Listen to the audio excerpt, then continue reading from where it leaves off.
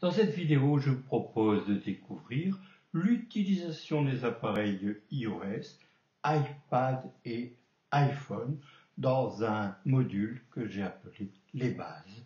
Cette présentation a été préparée pour les ateliers du SILAC pour le 4e trimestre 2016 dans le cadre de l'atelier iPad et iPhone. Ici, on procède à la capture vidéo de tout ce qui se déroule sur l'iPad, sur le Mac, par l'intermédiaire de QuickTime Player. Concernant l'iPad, vous avez 3 tailles: iPad mini, iPad, iPad Pro 12/9.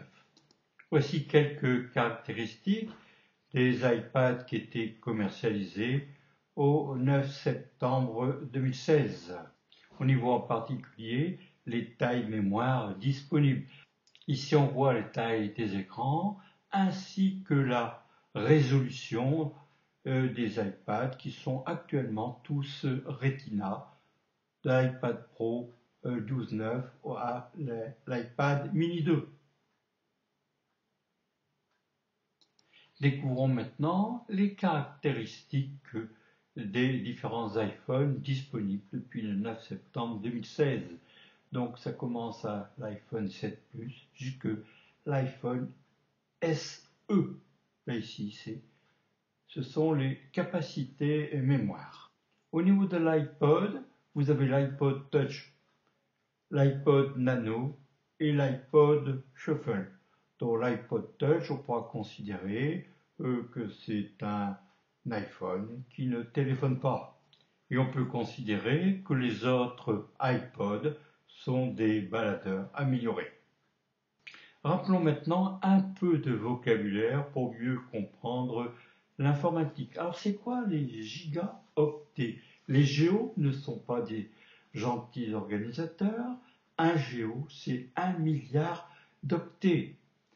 1 mégaoctet, c'est 1 million d'octets. 1 kilooctet, c'est 1000 octets.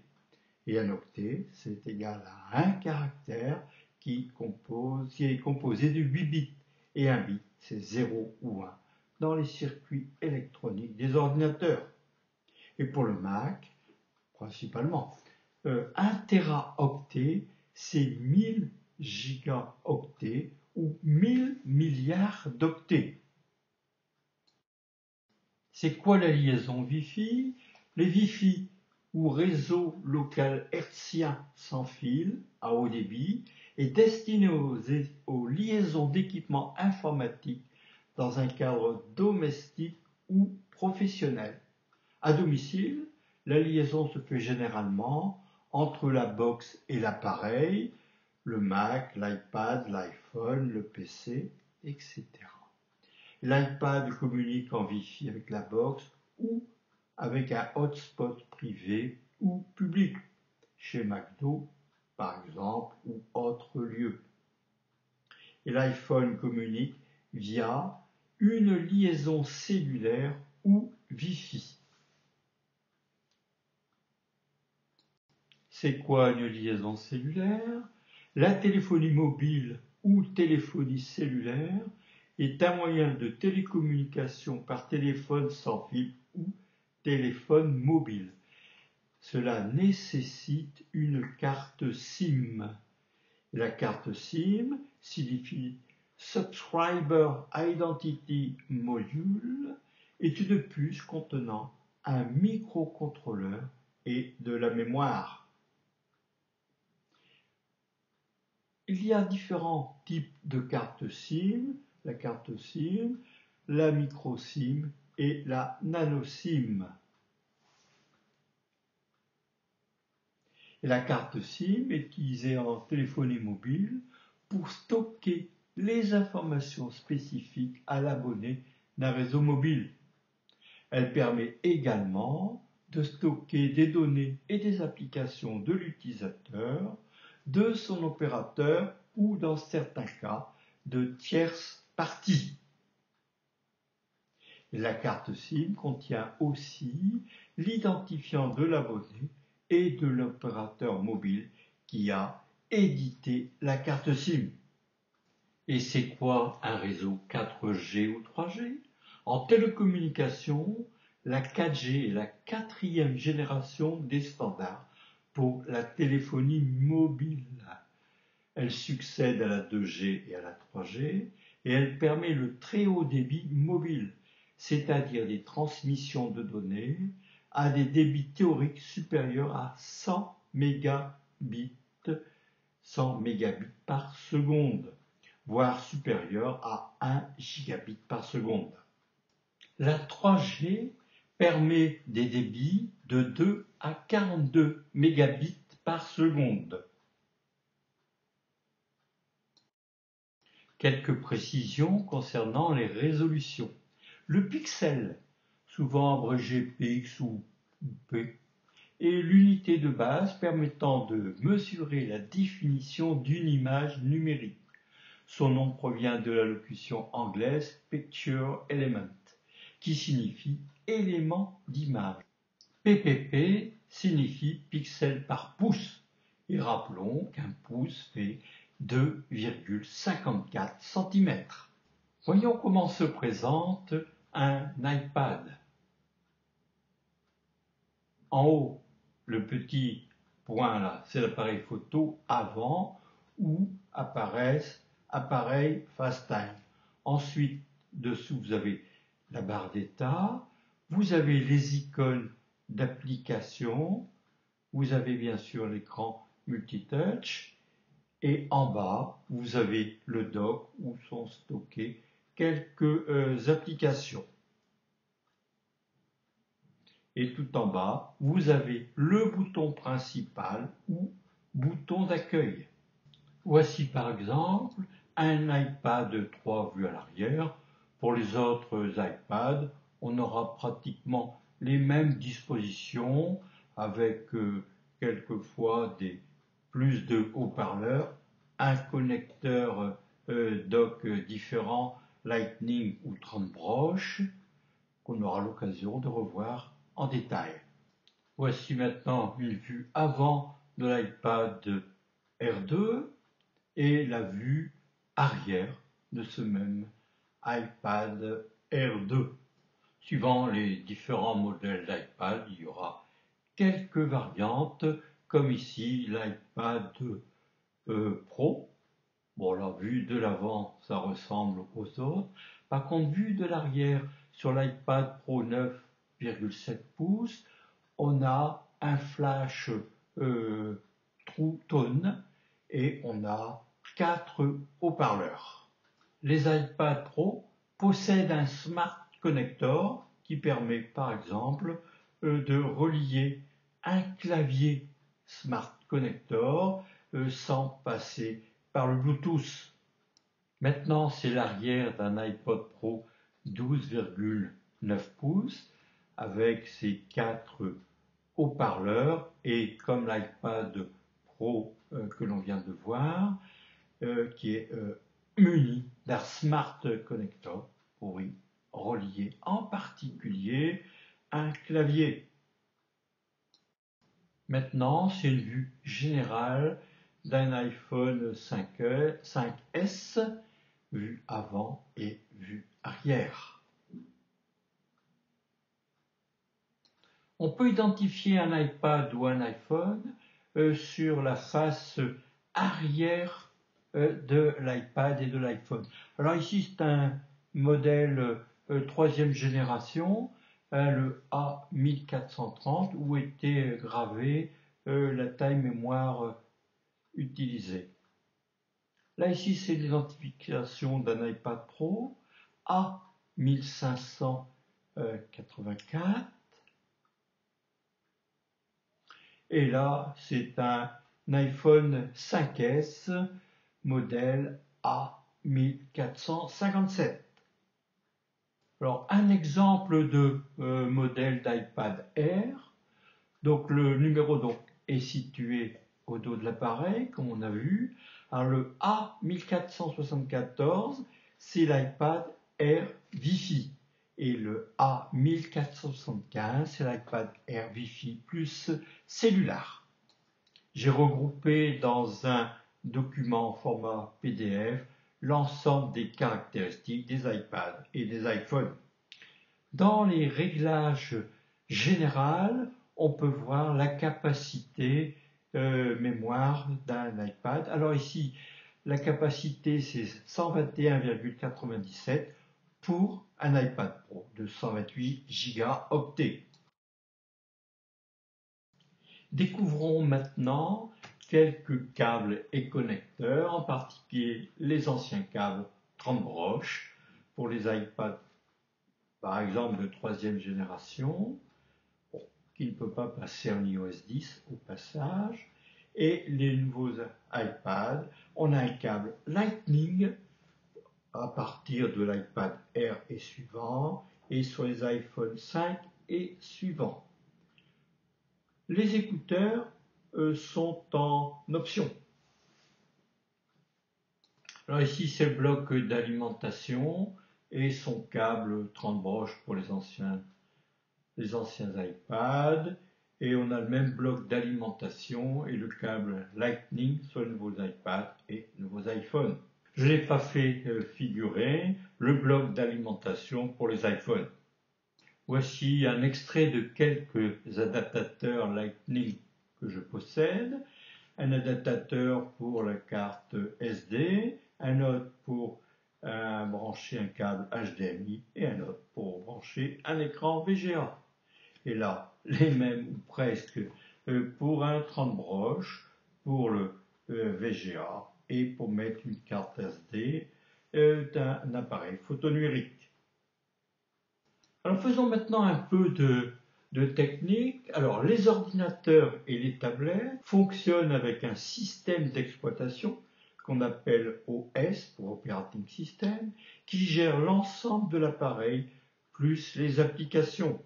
Pour le Macintosh, le système s'appelle OS 10, dont les versions les plus récentes sont OS 10 10.11 iOS 8 et Mac OS 10 Sierra ou 10.12. Pour les iPads, iPhone et iPod Touch, le système d'exploitation s'appelle iOS et dont les versions les plus récentes sont iOS 9 et bien sûr iOS 10. Parmi le million d'applications disponibles pour un iPad, il est très difficile d'en faire un tour d'horizon. En voici quelques utilisations. On peut utiliser des services internet, prendre des photos et vidéos et organiser sa photothèque, acheter de la musique et des films ou en louer des films. Sur iTunes Store, on peut écouter de la musique en streaming ou depuis son appareil. On peut acheter et lire des journaux et des revues ainsi que des livres. On peut jouer et se distraire. On peut apprendre des langues. On peut téléphoner en audio et vidéo avec FaceTime ou Skype. On peut traduire des documents ou même en parlant avec plusieurs langages différents. On peut piloter l'Apple TV ou un ordinateur. On peut localiser ces appareils Apple et on peut synchroniser et sauvegarder sur Mac ou sur PC avec iTunes. On peut aussi utiliser des applications bureautiques telles que eWork ou Microsoft Office. On peut monter des films avec iMovie ou d'autres applications. On peut créer de la musique avec GarageBand. On peut stocker dans le nuage et partager des photos et des documents avec iCloud, OneDrive ou autre système de nuage. On peut communiquer avec Skype, FaceTime ou Message. On peut mettre à jour le système, on peut acheter des applications ou les mettre à jour, on peut regarder la télé en direct ou en replay, et bien plus encore. Vous pourrez utiliser l'iPad en position paysage ou en position portrait. Et là, c'est un zoom sur le bouton principal. La plupart des applications s'adapteront à la position paysage ou portrait. Ici, c'est une vue du bouton latéral ainsi que du bouton de volume que l'on pourra régler. Sur le Mac, on utilise la souris ou le trackpad Et sur l'iPad et l'iPhone, on utilise le doigt, un doigt ou plusieurs doigts. Voyons maintenant les gestes sur l'iPad. Alors, les commandes de l'écran multitouch changent de façon dynamique en fonction des tâches que vous réalisez. Et pour contrôler l'iPad, utilisez vos doigts pour toucher 2 fois et balayer. Certains utilisent d'autres verbes comme tape ou tapoter, ou même cliquer. Voyons maintenant les gestes courants à utiliser. Pour faire défiler, faites glisser un doigt verticalement ou horizontalement sur l'écran pour déplacer le contenu au sein de l'écran ou au sein d'une fenêtre. Pour balayer, faites glisser rapidement un doigt verticalement ou horizontalement sur l'écran. Redimensionnez un objet ou une sélection en faisant glisser l'une des poignées de sélection, en particulier dans les applications Pages, Word, PowerPoint, Keynote, etc. Pour déplacer un objet, sélectionnez-le et faites-le glisser. N'oublions pas le zoom pour réduire, rapprocher les doigts et pour agrandir, écarter les doigts. Voyons maintenant les gestes multitâches. Vous pouvez utiliser des gestes pour le multitâche sur l'iPad, pour revenir à l'écran d'accueil, afficher la barre multitâche ou basculer vers une autre application. Pour revenir à l'écran d'accueil, pincez avec 4 ou 5 doigts ou appuyez sur le bouton principal ou une touche spéciale d'un clavier Bluetooth que vous avez rajouté. Pour afficher la barre multitâche qu'on appelle aussi le sélecteur d'application, balayez l'écran vers le haut avec 4 ou 5 doigts. Et pour basculer entre applications, balayez l'écran vers la gauche ou la droite avec 4 ou 5 doigts. Revoyons dans une petite vidéo les gestes multitâches. Donc maintenant, voyons faire défiler. Donc vous balayez l'écran vers la gauche ou vers la droite. Là, ici, on est dans l'écran d'accueil. Pour lancer une application, vous touchez son icône. Donc là, on a lancé l'application photo. Et dans l'application photo, on va parcourir les différentes photos. Pour afficher la barre multitâche, vous glissez vos 4 ou 5 doigts vers le haut. Pour arrêter une application, vous la touchez et vous glissez votre doigt vers le haut. Donc là, ici, on se promène dans les différentes applications. Là, on est dans Photo et je vais toucher une photo pour avoir un agrandissement et je balaye à gauche ou à droite pour afficher différentes photos. Là, ici, j'ai fermé l'écran pour retourner à l'écran d'accueil avec 4 ou 5 doigts. Maintenant, pour parcourir un document, on va balayer avec un doigt vers le haut ou vers le bas. Et on pourra pratiquer le zoom, zoom plus ou zoom moins, en écartant ou en rapprochant les doigts. Là, je vais encore refaire un petit zoom. Pour agrandir ou réduire une image dans un logiciel, par exemple logiciel de traitement de texte, vous sélectionnez l'image et vous la tirez. Vous pouvez aussi la sélectionner et la déplacer. Avec l'iPad Pro est apparu un nouveau dispositif qui est l'Apple Pencil. Pour l'appareiller avec l'iPad, branchez le stylo sur la prise, l'entrée Lightning. Vous pourrez aussi le recharger via cette entrée Lightning ou utiliser le petit adaptateur qui est fourni et le brancher sur la prise de recharge de l'iPad. Voyons maintenant une utilisation de l'Apple Pencil dans l'application PowerPoint pour iPad. Là, j'ai lancé mon application PowerPoint et il y a un nouvel onglet qui a été ajouté dans PowerPoint, c'est l'onglet Dessin. Donc là, ici, je vais toucher Dessin, Pencil, et je vais choisir une couleur pour aller écrire. Donc là, ici, je vais aller entourer une zone de mon texte. Là, ici, je vais aller entourer aussi la capacité et je vais rajouter de façon manuscrite avec mon écriture de chat. Alors là ici, j'ai fait une petite erreur, j'ai marqué iPod. Là je vais prendre la gomme, donc je prends l'outil gomme. Donc il y a 3 outils différents, je vais prendre la plus grande gomme, et voilà, je supprime iPod pour rajouter iPad Pro 128 Go. Voilà, iPad Pro 128 Go. Je rajoute une petite flèche pour faire la liaison entre la taille de l'iPad et sa capacité réelle. Je vous remercie pour votre attention et je vous dis à bientôt, soit sur YouTube, soit sur Internet ou au SILAC.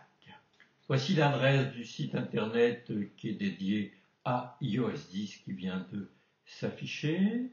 Et là, c'est l'adresse du site du SILAC. Et le SILAC est au 35 rue Saint-Joseph à La Madeleine.